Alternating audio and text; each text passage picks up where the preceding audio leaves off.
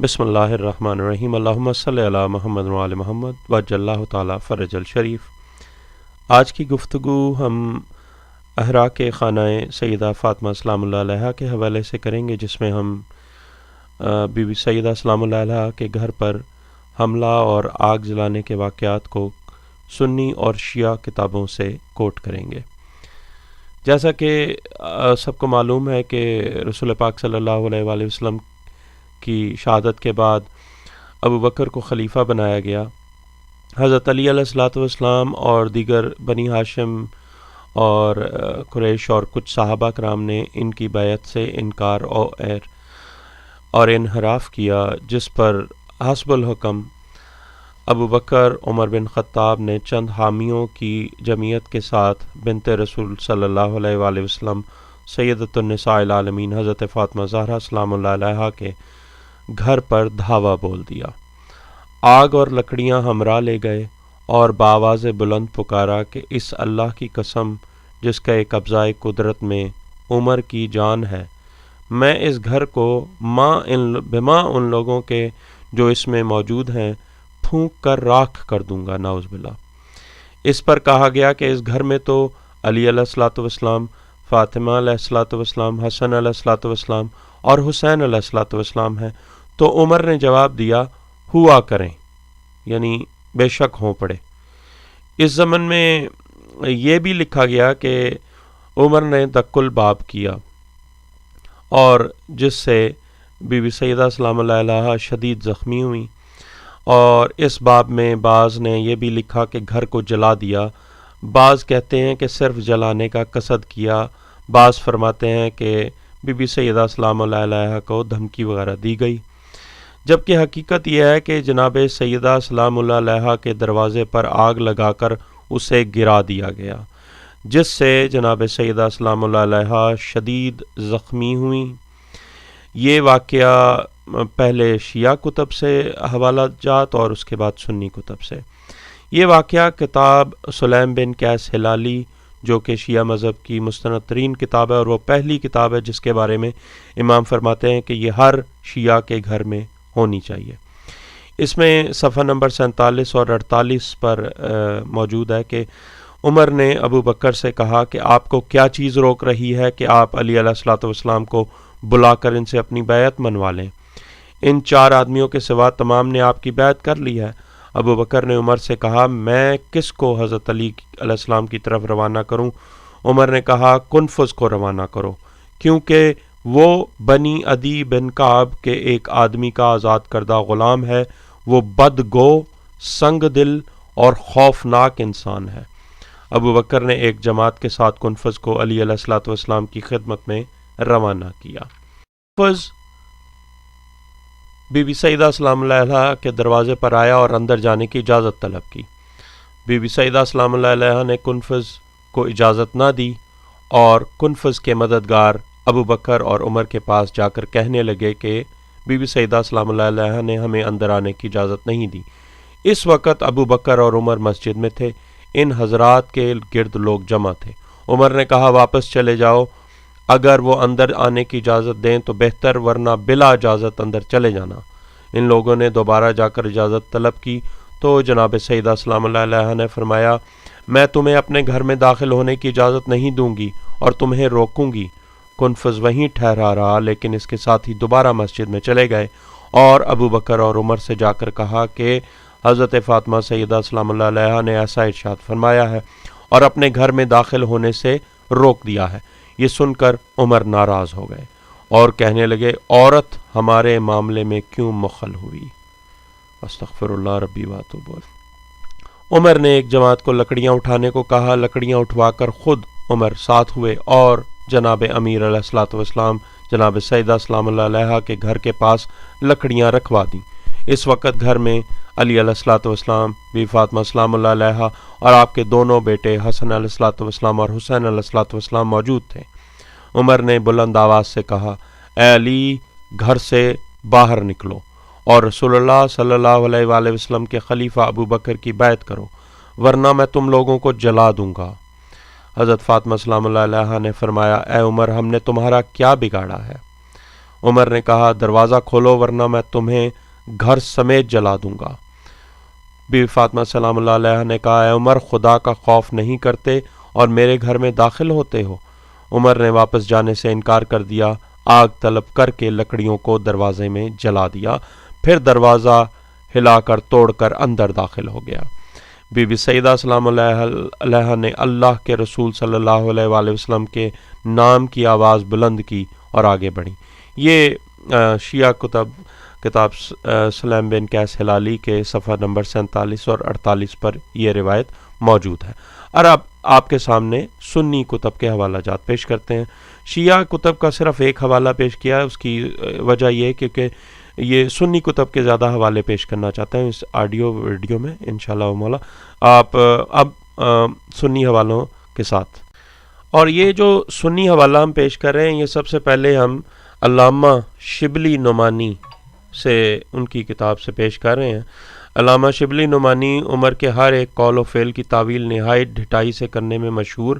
اور چوٹی کے عالم ہے، لیکن یہ وہ واقعہ ہے کہ آپ بھی اس کی پردہ پوشی نہ کر سکے۔ چنانچہ اپنی کتاب الفاروق جو نشر ہوئی ہے ادارہ اسلامیات نے نشر کیا لاہور والوں نے، اور صفحہ نمبر 72 پہ کیا لکھتے ہیں وہ کہ عمر نے بازوران یعنی بنی ہاشم سے بیعت حاصل کرنا چاہی، لیکن بنو ہاشم حضرت علی علیہ الصلوۃ والسلام کے سوا اور کسی کے آگے سر نہیں جھکا سکتے تھے۔ ابن ابی شیبہ نے مصنف میں اور علامہ طبری نے تاریخ کبیر میں روایت نقل کی ہے کہ عمر نے حضرت فاطمہ سیدہ سلام اللہ علیہا کے گھر کے دروازے پر کھڑے ہو کر کہا یا بنت رسول اللہ صلی اللہ علیہ وآلہ وسلم، اللہ کی قسم آپ ہم کو سب سے زیادہ محبوب ہیں، تاہم اگر آپ علیہ الصلوۃ والسلام کے یہاں لوگ اسی طرح مجمع کرتے رہے تو میں ان لوگوں کی وجہ سے گھر میں آگ لگا دوں گا۔ ٹھیک ہے جی۔ اب یہ روایت انہوں نے لکھی، اس کی اسی صفحہ کی آگے جا کے کیا لکھتے ہیں کہ تاہم درایت کے اعتبار سے اس واقعے کے انکار کی کوئی وجہ نہیں، عمر کی تندی اور تیز مزاجی سے یہ حرکت کچھ بعید نہیں، یعنی کہ یہ حرکت جو لکھی ہے، یہ روایت جو لکھی ہے، یہ بالکل ایسے ہی لگتا ہے کہ اس کی عمر کی جو تندی اور تیز مزاجی ہے اس سے یہ ممکن ہے۔ اور جو علامہ صاحب ہیں حضرت عمر کے اسی کردار کی مزید عکاسی اسی کتاب کے صفحہ 348 پر یوں فرما رہے ہیں کہ مزاج قدرتی طور پر نہایت تند، تیز اور زود مشتعل واقع ہوا تھا۔ جاہلیت کے زمانے میں تو وہ قہر مجسم تھے، لیکن اسلام کے بعد بھی مدتوں تک اس کا اثر نہیں گیا۔ ٹھیک ہے جی۔ یہ تو ہو گئی جی علامہ شبلی نعمانی نے یہ جو لکھی ہے روایت، اور تصدیق کیا کہ عمر کی تندی اور تیز مزاجی کی وجہ سے یہ عین ممکن ہے، اور وہ جاہلیت کے زمانے میں ہی قہر مجسم تھے اور اسلام کے بعد بھی ان کا یہ اثر نہیں گیا۔ اب آگے تاریخ ابو الفدا امام اہل سنت اسماعیل بن علی والی حماد شام میں جو ہوتے ہیں ان کی کتاب سے جو ترجمہ مولوی کریم الدین حنفی نے کیا اور حاشیہ مولانا نجم الحسن نے کیا، مکتبہ حق برادرز والوں نے چھاپی ہے لاہور والوں نے، اور صفحہ 104 پر یہ لکھا ہوا ہے کہ پھر ابو بکر نے عمر بن خطاب کو حضرت علی علیہ السلام کے پاس بائیں ارادہ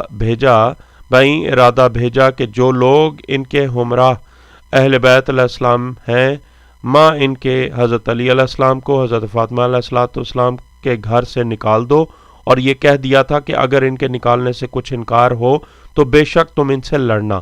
عمر اپنے ہاتھ میں آگ بھی لے کر با ارادہ گھر کے پھونکنے کے لیے گئے، اور انہوں نے حضرت فاطمہ علیہ السلام سے کہا کہ تم بھی ابو بکر سے بیعت کرو ورنہ تمہارا گھر پھونک ڈالوں گا۔ یہ تاریخ ابو الفدا جو امام اہل سنت اسماعیل بن علی نے لکھی ہے اور اس کا ترجمہ مولوی کریم الدین نے کیا، اس کے صفحہ نمبر 104 پر یہ لکھا ہوا ہے۔ اب آ جائیں شاہ ولی اللہ محدث دہلوی۔ اچھا جی، ان کی کتاب جو ہے ازالۃ الخفا، شاہ ولی اللہ جلد اول، مقصد دوم، ناشر ہیں اس کے محمد سعید اینڈ سنس، قرآن محل کراچی، ترجمہ مولانا عبدالشکور و انشاءاللہ خان نے کیا۔ صفحہ نمبر 56 اور 57 پر کیا لکھا ہے کہ زید بن اسلم سے روایت ہے کہ بعد وصال حضرت صلی اللہ علیہ وآلہ وسلم جب ابو بکر کی بیعت کی گئی تو حضرت علی علیہ الصلوۃ والسلام، زبیر اور حضرت فاطمہ علیہ الصلوۃ والسلام کے مکان پر آتے اور اپنے امور میں مشورے کرتے۔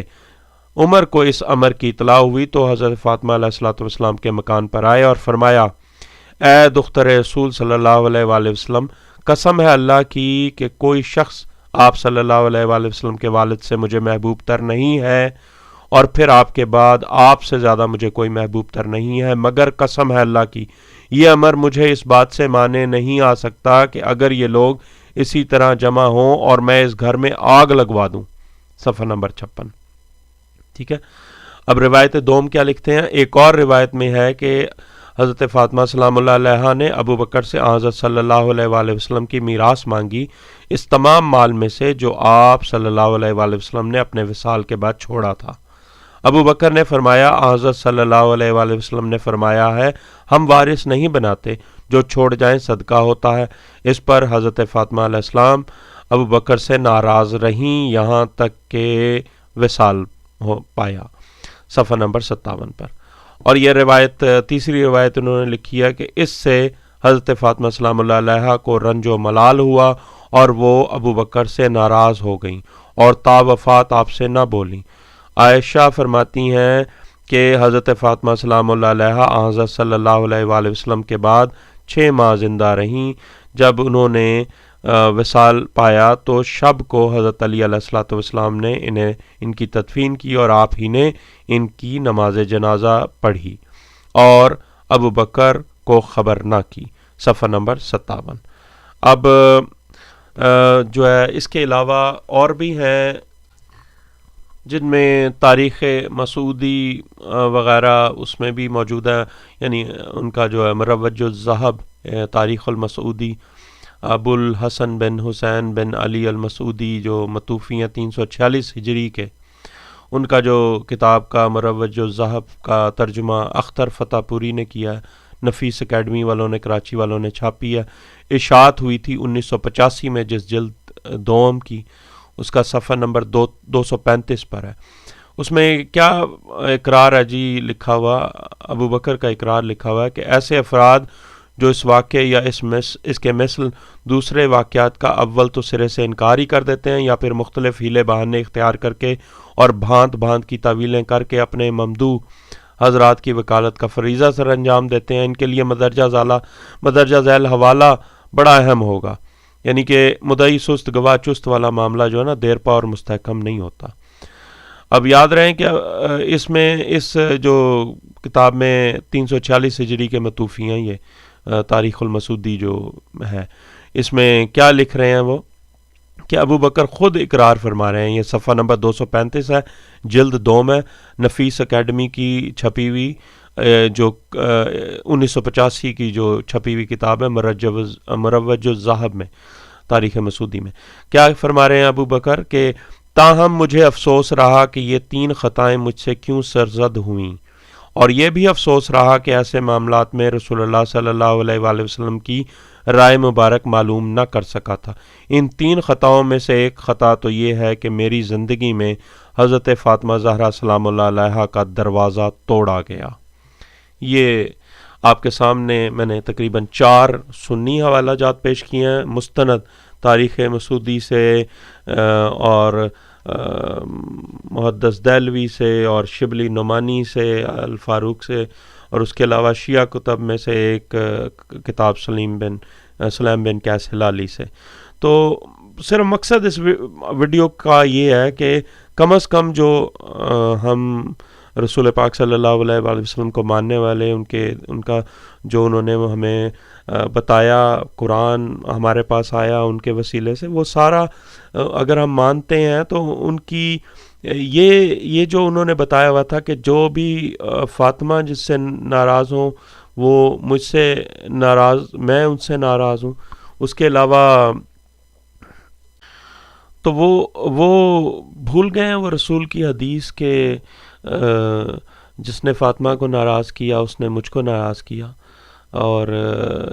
جس نے مجھ کو ناراض کیا اس نے اللہ کو ناراض کیا. یہ کم از کم مسلمانوں کو جو دین اسلام کو جانتے ہیں ان کو کم از کم یہ اپنی کتابیں پڑھنی چاہیے،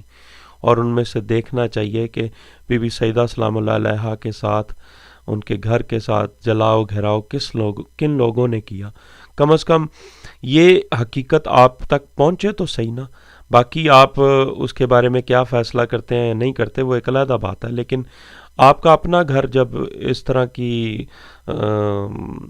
اس میں ملوث ہو جائے تو پھر آپ کو شاید احساس ہو کہ آپ کے گھر کا جلاؤ گھراؤ کیا جائے، تو اس میں آپ کو شاید احساس ہو کہ یہ اب آپ کے ساتھ کیا ہو رہا ہے اور کون کر رہا ہے. اور کم از کم جو رسول ہیں صلی اللہ علیہ وآلہ وسلم، ان کی بیٹی کے گھر میں جو یہ ہوا ہے وہ ہم مسلمان یا تو اس کو چھپانے کی کوشش میں لگے ہوئے ہیں یا کسی کو بتاتے نہیں. کم از کم تاریخ میں لکھا ہوا ہے وہ تو پڑھ لیں، وہ تو مستند ہے، آپ کے اپنے کتب میں موجود ہے، شیعہ کتب میں موجود ہے، سنی کتب میں موجود ہے، ہر کتب میں موجود ہے. تو اس کو تو کم از کم لوگوں کو بتائیں، کم از کم اس کو ضرور بتانا چاہیے. یہ اس طرح کی خیانت نہیں کرنی چاہیے. باقی مقصد صرف یہی ہے کہ اس کو سب لوگوں کو اس سے باور کیا جائے کہ یہ واقعے کی تفصیل سے، اور یہ مستند واقعات یہ لکھے ہوئے ہیں آپ کی کتابوں میں، ہماری کتابوں میں، سب کتب میں لکھے ہوئے ہیں. اسی کے ساتھ گفتگو کا اختتام کرتا ہوں. اگر آپ کو پسند آئی ہے یہ ویڈیو یا آڈیوز، یہ مستند حوالے، تو پلیز لوگوں کے ساتھ شیئر کریں، اور مقصد صرف یہی ہے کہ لوگوں تک اس پیغام کو پہنچائیں کہ یہ حقیقت تاریخ میں جو ہوا ہے اس کو سب تک پہنچائیں. اللہم صلی علی محمد و علی محمد وعجل اللہ تعالی فرج الشریف.